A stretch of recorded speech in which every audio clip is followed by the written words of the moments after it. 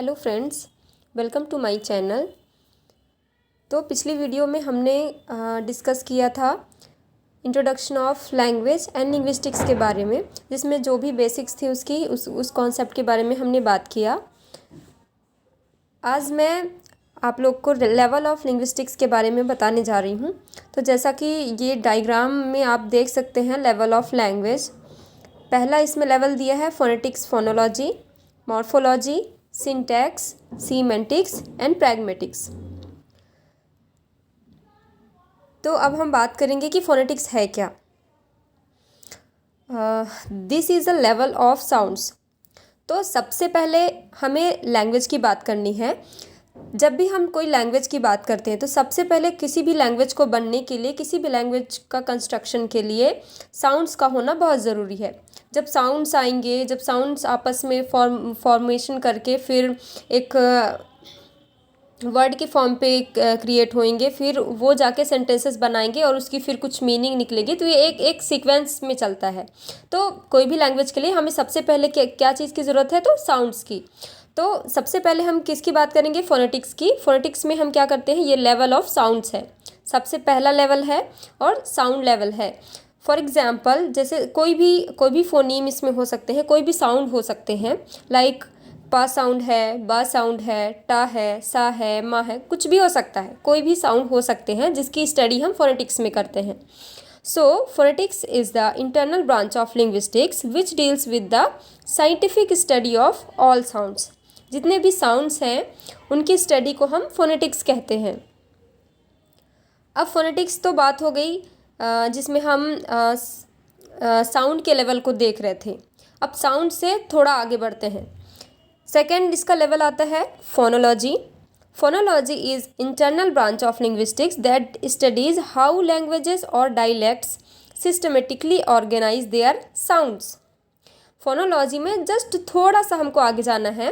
For example, phonetics में हमने एक एक साउंड्स पढ़ा, लेकिन फोनोलॉजी में हम वहाँ उसके थोड़े से आगे वाले लेवल पे जाते हैं, जहाँ पे हमें ये पता चलता है कि जो साउंड्स हैं उनका डिस्ट्रीब्यूशन क्या है, किस तरह से साउंड अलग अलग लैंग्वेजेस में अलग अलग तरीके से हो जाते हैं। फॉर एग्जांपल, कुछ लैंग्वेज ऐसे हैं कि कोई साउंड उसमें प्रेजेंट होता है, किसी में नहीं होता है। तो वो जो ऑर्गेनाइजेशन होता है कि किस लैंग्वेज में कौन सा साउंड पाया जाएगा, कौन सा नहीं पाया जाएगा, ये जो डिस्ट्रीब्यूशन होता है, ये जो ऑर्गेनाइजेशन होता है साउंड का, वो हम फोनोलॉजी में पढ़ते हैं। फॉर एग्जाम्पल, इसमें एक पॉपअप करके एक एग्जाम्पल दे रखी हूँ मैंने। तो उसमें जैसे पी साउंड, अब इसको हम कैसे ऑर्गेनाइज करके बनाए हैं कि पी और पी दोनों मिलके फिर एक बना सकते हैं कुछ और। तो ये एक एग्जाम्पल हो गया। और दूसरा एग्जाम्पल आप इसमें ये देख सकते हैं कि जैसे हमने अगर लैंग्वेज फैमिली की बात करें तो द्रविड़न लैंग्वेज फैमिली है और इंडो यूरोपियन लैंग्वेज फैमिली है। तो इंडो यूरोपियन लैंग्वेज फैमिली में रेट्रोफ्लेक्स साउंड नहीं होता, लेकिन द्रविड़न में होता है। तो ये जो डिफरेंस है, ये जो ऑर्गेनाइजेशन है, डिस्ट्रीब्यूशन है, ये हम फोनोलॉजी के अंतर्गत में पढ़ते हैं। अब हमने साउंड की बात कर ली। अब नेक्स्ट उसका लेवल आता है morphology. Morphology, this is the level of words. अब साउंड, जैसे भी हमने साउंड पढ़ लिया, साउंड पढ़ने के बाद हमें बात क्या आती है कि हम वर्ड्स की बात करें। अगर साउंड कंबाइन होते हैं तो क्या बनाते हैं? वर्ड्स बनाते हैं। Morphology is the study of internal structure of words. कोई भी वर्ड है वो किस किस साउंड से मिलकर बना है, क्या उसका ऑर्गेनाइजेशन है, क्या फॉर्मुलेशन है, वो हम इसमें पढ़ते हैं। हाउ दे आर फॉर्म्ड, कैसे ये बने हैं, and their relationship to other words in the same language. इनका सेम लैंग्वेज में ही अगर दूसरे वर्ड से इसका क्या रिलेशन होता है, ये सब हम मॉर्फोलॉजी के अंतर्गत में पढ़ते हैं। It analyses about the structure of words and parts of words such as free morpheme like. अच्छा, इसमें जो मॉर्फोलॉजी हम पढ़ते हैं उसमें जो मॉर्फिम्स होते हैं, मॉर्फिम्स में हम फ्री मॉर्फिम की बात करें तो फ्री मॉर्फिम में आप नाउन को ले सकते हो, जितने भी होते हैं। तो रूट स्टेम्स होते हैं, जैसे एग्जांपल के लिए आप ले सकते हैं जो इंडिपेंडेंटली स्टे कर सकते हैं, जैसे कि रूट वर्ड्स हो गए कैट, डॉग, पेन। इनको स्टैंड करने के लिए किसी की भी ज़रूरत नहीं होती है, ये इंडिपेंडेंट होते हैं। प्रीफिक्स कुछ हैं जो कि बाउंड मॉर्फिम के अंतर्गत आते हैं। प्रीफिक्स हैं जैसे अन हो गया, इर हो गया, डिस, इम, ये सब और सफिक्स में ING हो गया, ER, S, ES, LY etcetera. तो ये प्रीफिक्स और सफिक्स जो कि बाउंड मॉर्फिम के अंतर्गत आते हैं। तो मॉर्फोलॉजी में हम ये सब पढ़ेंगे। अब आते हैं नेक्स्ट लेवल पे। अभी हम वर्ड्स तक थे, अब नेक्स्ट लेवल आता है सिंटैक्स का। सिंटैक्स में हम सेंटेंसेस के लेवल को पढ़ते हैं। This is the level of sentences.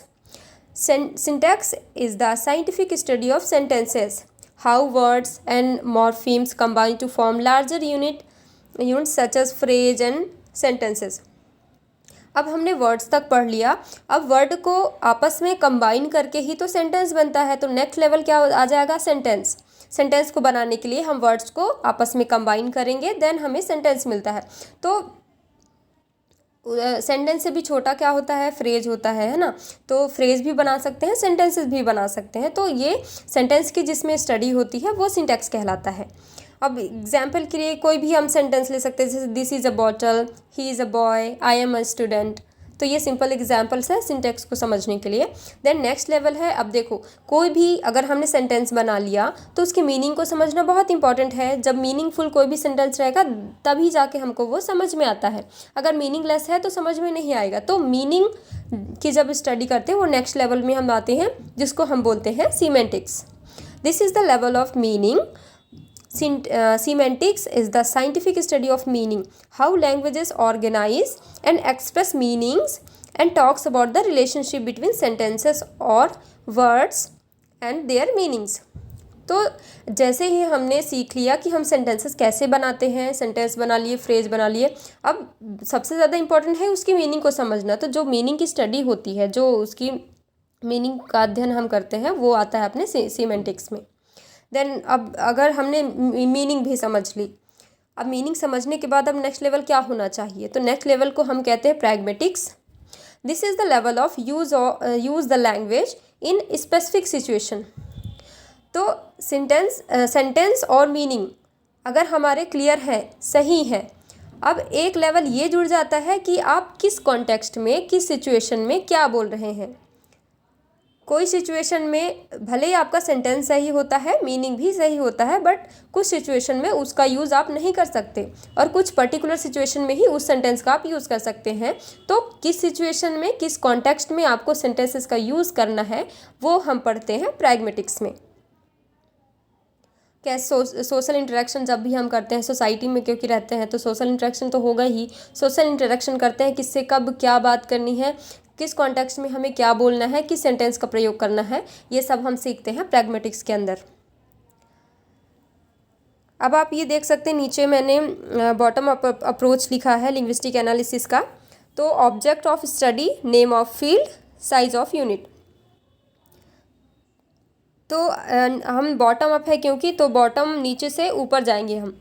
तो नेम ऑफ फील्ड में आप चले जाओ, देखो फोनेटिक्स है, फिर फोनोलॉजी है, मॉर्फोलॉजी है, सिंटैक्स है, सीमेंटिक्स है, देन प्रैग्मेटिक्स है। अब देखिए फोनेटिक्स में ऑल ह्यूमन साउंड, ह्यूमन के द्वारा जितने भी साउंड्स प्रोड्यूस होते हैं वो सारे फोनेटिक्स के अंदर हम पढ़ते हैं, जो भी साउंड है ना। उसके बाद फोनोलॉजी, तो क्लासिफाइड साउंड, मतलब लैंग्वेज टू लैंग्वेज वो किस में क्या साउंड होगा, क्या नहीं होगा, वो फोनोलॉजी के अंतर्गत पढ़ेंगे। अब मॉर्फोलॉजी में वर्ड्स के बारे में पढ़ते हैं और फॉर्म्स के बारे में पढ़ते हैं। देन सिंटैक्स में हम सेंटेंसेस और क्लॉजेस। सीमेंटिक्स में हम पहले भी डिस्कस कर चुके हैं, मीनिंग के बारे में पढ़ते हैं। देन प्रैग्मेटिक्स में लैंग्वेज का यूज़ किस कॉन्टेक्स्ट में कहाँ पे करना है ये पढ़ते हैं।